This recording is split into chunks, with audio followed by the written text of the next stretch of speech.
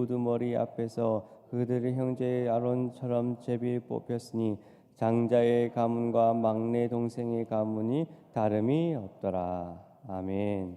오늘도 새벽에 오신 여러분들에게 하나님의 은혜가 가득 넘치시기를 소원합니다. 오늘 우리가 읽은 24장은 23장에서부터 그 내용이 계속해서 이어지고 있습니다. 23장에서는 우리가 지난 시간에 살펴본 것처럼 성전 봉사를 위해 레위인들을 계수하여 세우는 장면들이 등장을 합니다. 그러니까 23장에서 전체적인 큰 그림을 그린 다음에 이제 24장부터는 세부적으로 그 그림에 맞춰서 사람들이 세워져 나가는 것입니다.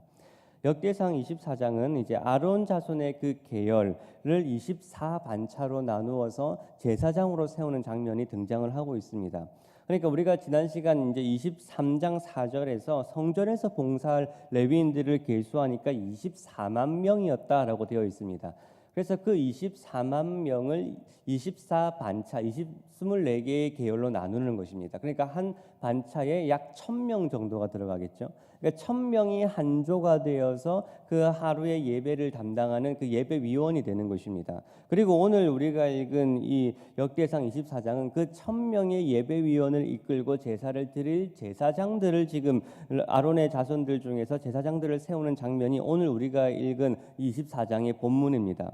그러니까 다윗이 지금 노년에 가장 공을 들여서 준비하고 있는 것이 뭐냐면 이 성전에서 성전을 짓는 일뿐만 아니라 그 안에 들어갈 모든 예배의 시스템을 굉장히 조직적으로 구성을 하고 있습니다. 치밀하게 구성을 하고 있어요.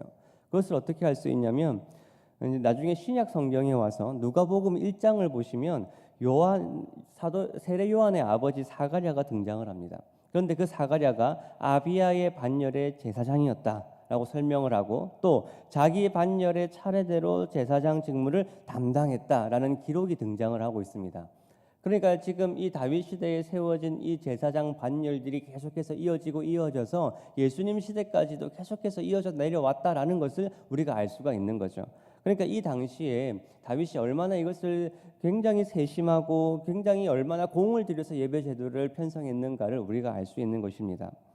그리고 여기서 끝나는 것이 아니라 우리가 이제 앞으로 살펴보게 되겠지만 24장에서는 제사장들이 이제 세워지고 25장에서는 찬양대가 편성이 되고 26장에서는 문지기들이 편성이 되고 27장에 가서는 천부장과 백부장들이 이제 세워지는 장면들이 쭉 연속해서 등장을 합니다.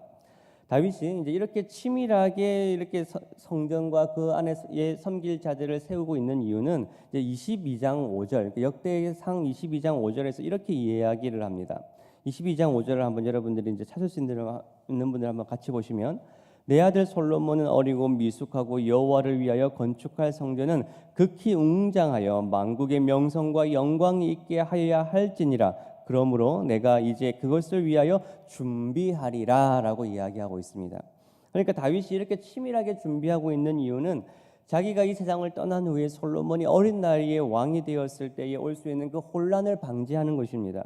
만약에 이 하나님을 섬기는 이 성전에서 예배의 혼란이 생기고 여러 가지 분쟁이 생긴다면 만국의 명성과 영광이 있게 해야 될 하나님의 교회가 손상을 입는다라는 것입니다.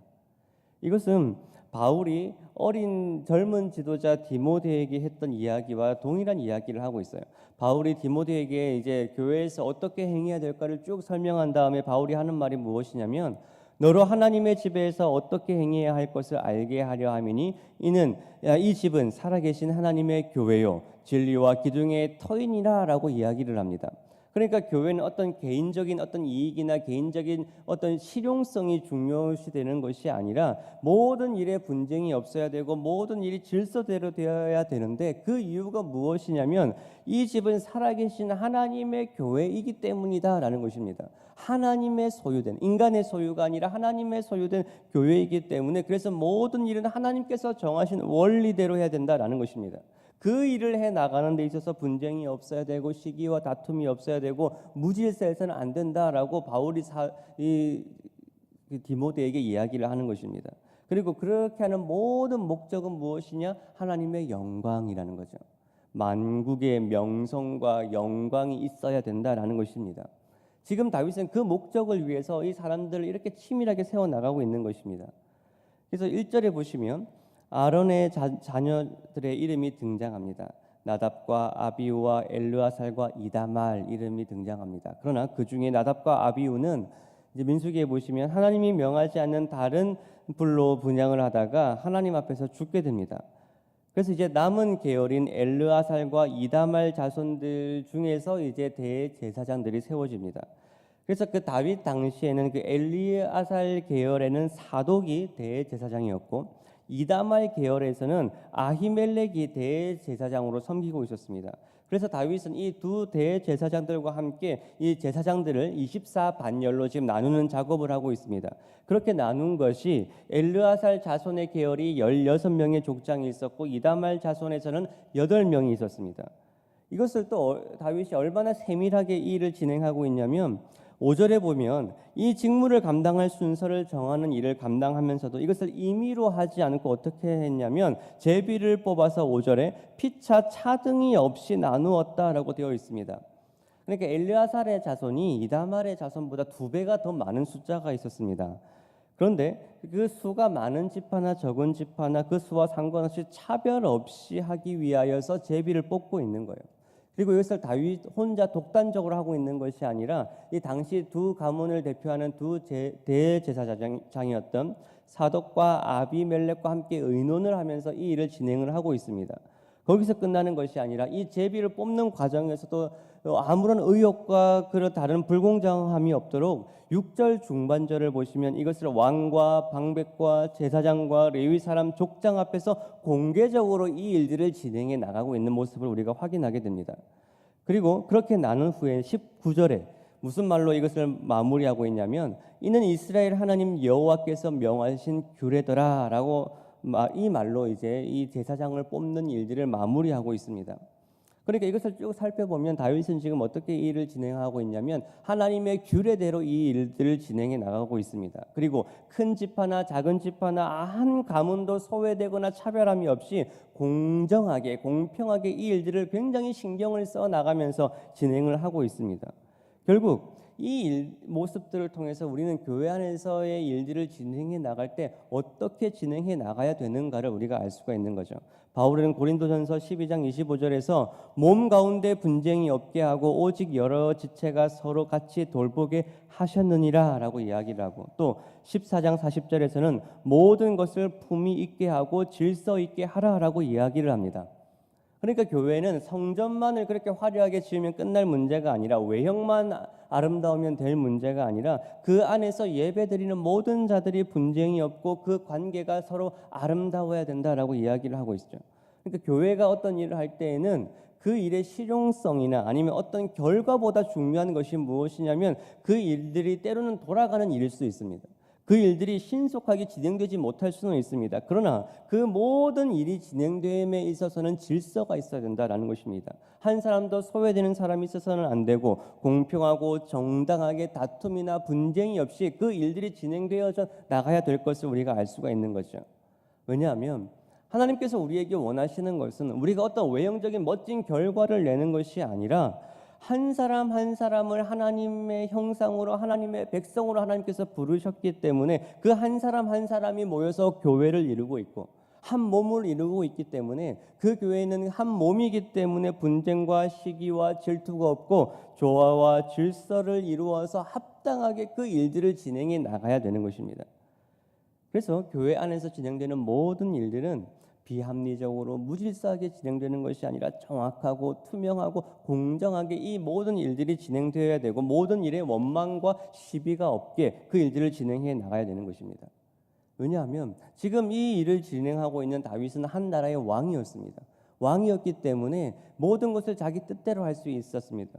그렇게 한다고 해서 또 누가 뭐라 할 수 있는 사람도 별로 없었겠죠. 그러나 다윗은 왕의 자리에 있음에도 불구하고 예배와 관련된 이 일들은 자기 혼자 그것을 진행해 나가는 것이 아니라 어떻게 하고 있어요? 다른 제사장들과 말씀을 맡은 자들과 함께 의논하고 공정하게 이 일들을 진행해 나가고 있습니다.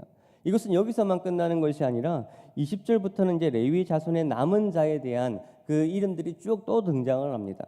그러니까 제사장 반열에 24반열의 제사장들을 세운 다음에 이제 남은 일반 이제 성전에서 다른 이제 예배를 제외한 그 예배를 섬기는 여러 가지 일들을 담당할 다른 레위인들의 명단들이 등장을 합니다. 이것은 이미 23장 후반절에서 등장을 하고 있는데 그것을 조금 더 세밀하게 보여주고 있는 것입니다.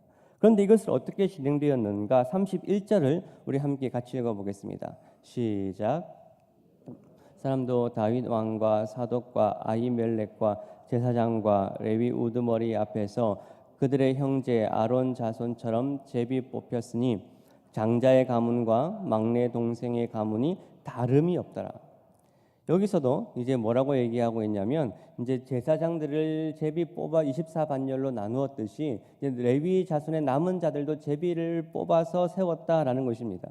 물론 이것이 제비 뽑기 방법이 오늘날에도 여전히 유효한가 그 문제를 이야기하고 있는 것은 아닙니다. 오늘날 우리에게 주어져 있는 방법대로 여러 가지 합리적인 방법대로 일을 진행해 나갈 수는 있습니다.